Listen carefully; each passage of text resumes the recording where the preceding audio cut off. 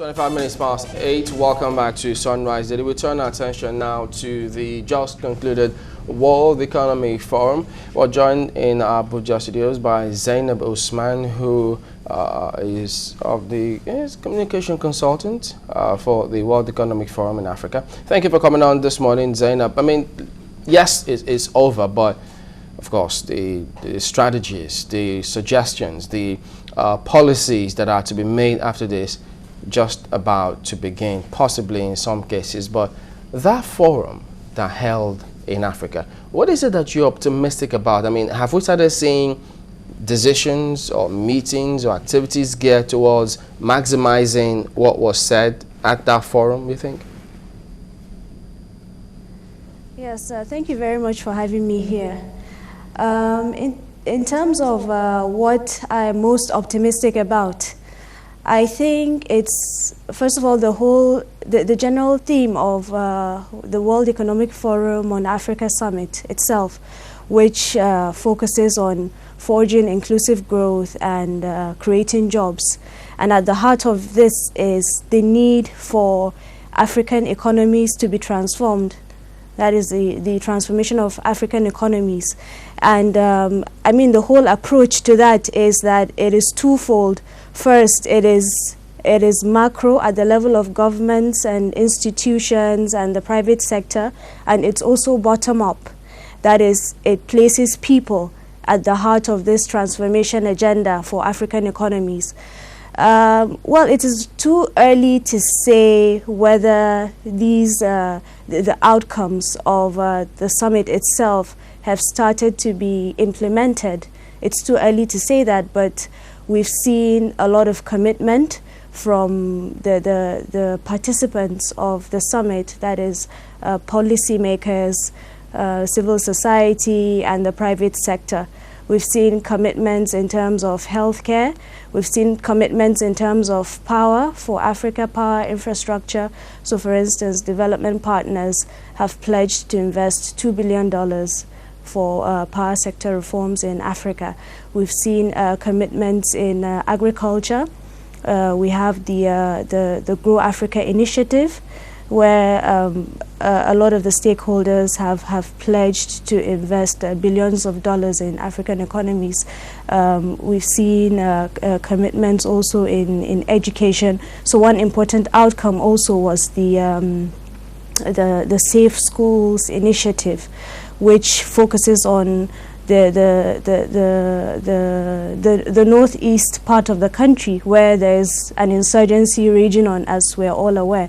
So, you know, there are so many of these commitments and initiatives that have come out of the summit that we should really be optimistic about. Well, did you see enough of the presence of the private sector at that forum to suggest that, yes, we will see them play a major role, be it in agriculture, in the power sector, in financing? Yes, certainly. I mean, like I said, there's been quite a lot of commitments by the private sector, whether it's the local private sector in Nigeria and in Africa, or the foreign private sector. You know, like I said, for instance, Dangote has pledged to invest about $16 billion in the Nigerian economy, in his petrochemical plant that is coming up. In agriculture, I think he has pledged to invest about $4 billion or so. You know, similarly, other private sector actors as well have all made similar commitments in so many other spheres. But importantly, I mean, for the private sector to be able to redeem these pledges, they also require the government. I mean, when we talk about development, which is what this summit essentially is all about, development of African economies, it's not just going to be private sector driven alone. There needs to be an enabling environment created by the government. The government also has to be an active partner in this, not just by, like I said, creating the enabling environment, but by also having the right institutions, the right regulatory framework, and so on. So it's supposed to be a synergy of sorts between the private sector and the government. Soon do you think you begin to see action? on both sides. How soon do you think you begin to see action on both sides, private and government? Well, certainly we should expect action soon, or we should even expect the outcomes of some of the action soon. Because certainly commitments have been made, but also concrete investments have been made as well. So some of these investments will only take, you know, a minimum amount of time to mature. And I guess one example that I can give is the again, going back, and I keep, unfortunately, I keep giving the example of Dangote because he's one such prominent actor, you know, that was not only a co-chair of the World Economic Forum, but is a major investor. And, you know, we're all aware of the investments he has made in the oil sector, in agriculture. We're also aware of investments made by Air Holdings, Transcore in agriculture as well, in Benue with the orange farms and so on.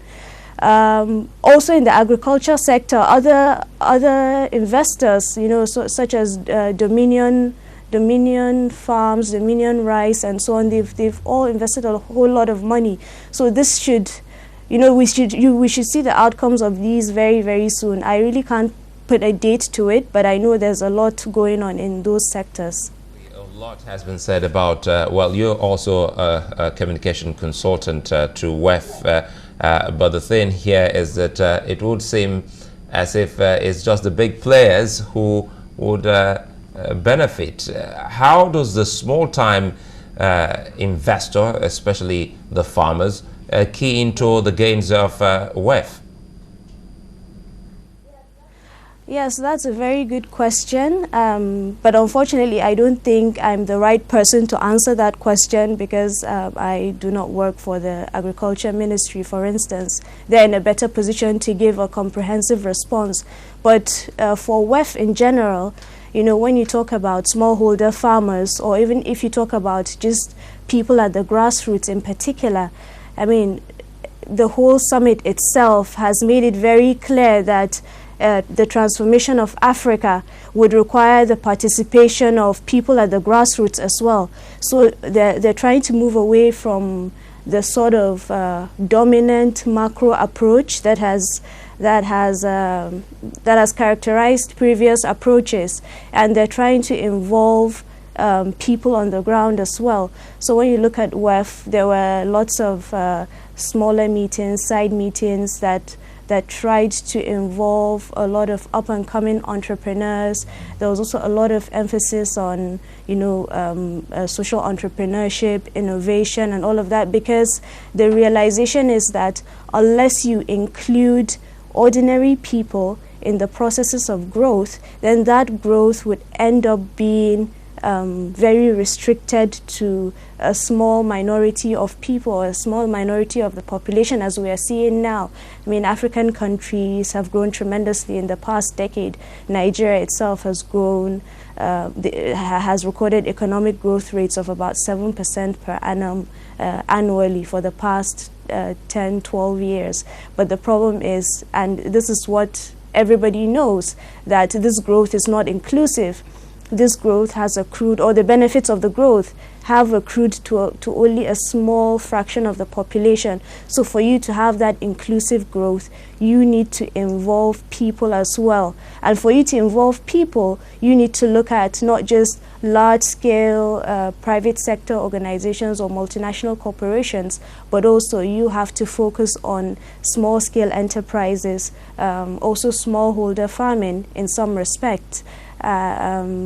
Innovation and all of that, and for you to be able to include that mass majority of people in the processes of growth, you need to ensure that they have adequate access to education, to healthcare, and there is also sufficient infrastructure. And these are some of the core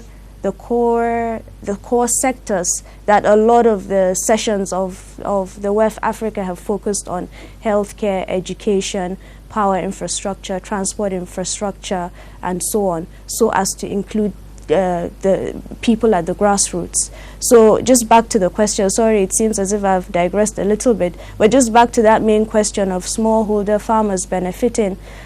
You know, it's with these sorts of initiatives in healthcare, in education, in infrastructure, access to financing and so on, that would ensure that they are also able to participate effectively in the growth process.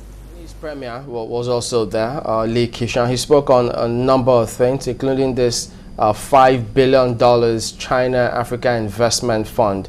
You know, do you think you've seen some changes, referring to the bureaucratic bottlenecks, to the extent that this fund, the benefits of the fund, will trickle down to the man out there? Wow, that's quite a tough question, because while yes, there's a link between you know, the bureaucratic processes in Nigeria, in a lot of African countries, and how they're able to access or utilize funds. The other thing is, you know, reforming governmental or public sector institutions to ensure that they are more effective is not really an easy process. It's not just something that will be easily overcome just because funds have been made available through this instrument known as the China-Africa Development Fund.